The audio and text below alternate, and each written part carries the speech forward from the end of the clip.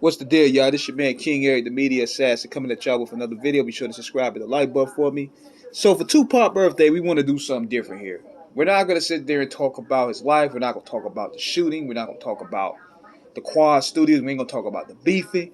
None of this stuff that a lot of people want to keep on bringing up for clout. For this video here, I want to talk about what everybody should be talking about more, and that's music.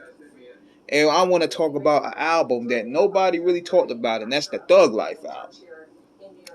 Now, listening to this album here, Tupac was taking more of a street savvy approach.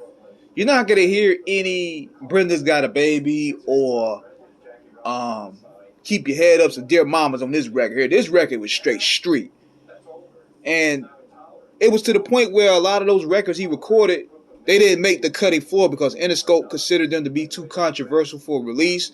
Most notably, Out on Bail. Most notably, some of the songs that he recorded on this album. We talking Bury Me a G. It was originally a Tupac solo with Tupac new verses, like 2 new verses. Still Ballin'. He had to redo that one. There was some songs on this album that didn't make the final cut, and you could hear it on YouTube probably. But this album here was straightforward. It was straight street, and he used it as a way to introduce his homies, which was Mo Preem, which was his brother, Rated R, Stretch, Big Sight, and Macadocious. And with him and Stretch, it's just a shame how they fell out because they had great chemistry on records. Stretch was like Tupac's right-hand man. Like, he was everywhere. Everywhere from 92 to 94, you see Tupac, you see Stretch. Every video almost. Stretch was also a dope MC. He had a unique voice as well.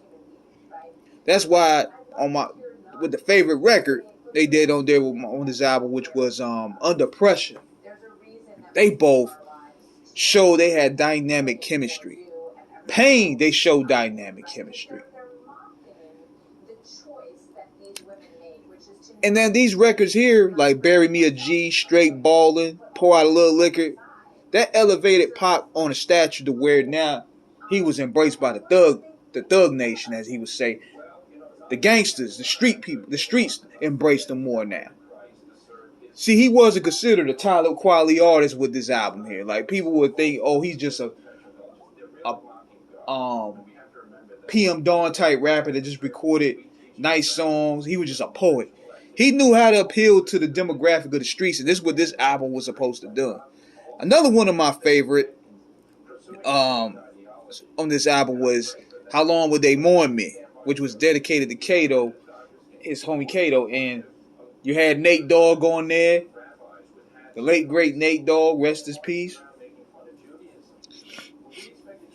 What I like about this album, though, that it stuck to the concept. Like, this record is straight hardcore, straightforward, expressing the harsh realities of Black America while introducing us with new lingo and a new way of moving and a new way of thinking.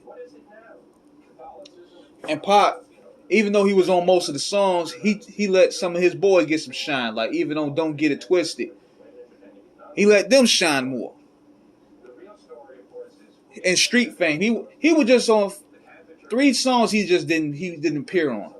But Thug Life album was very underlooked to me. Like, it had some of the songs that made Tupac's stature elevate to another level. But this was a project really that could have been a platform that could elevate his artist, which was Thug Life at the time, man. Also as well, putting out an album appealing to the streets. And this was overall good, but I'm curious to know how it would have sounded if he wasn't forced to take off certain records. So that's my take on the Thug Life album. Very dope release. It elevated Tupac to another standard. It put his homies on. And that's that. Oh, I forgot about Cradle to the Grave. Cradle to the Grave, one of my favorite records up there. June 16, 1971. Mama gave birth to a hell-raising heavenly son. See, the doctor tried to smack me, but I smacked him back. My first words were Thug for life, and Papa passed the mat. You can't tell me you can't feel that. So, Let me know what you guys think in the comment. Happy birthday, Pop. Be sure to check out that Thug Life album if you could. So, subscribe to the like button. Peace.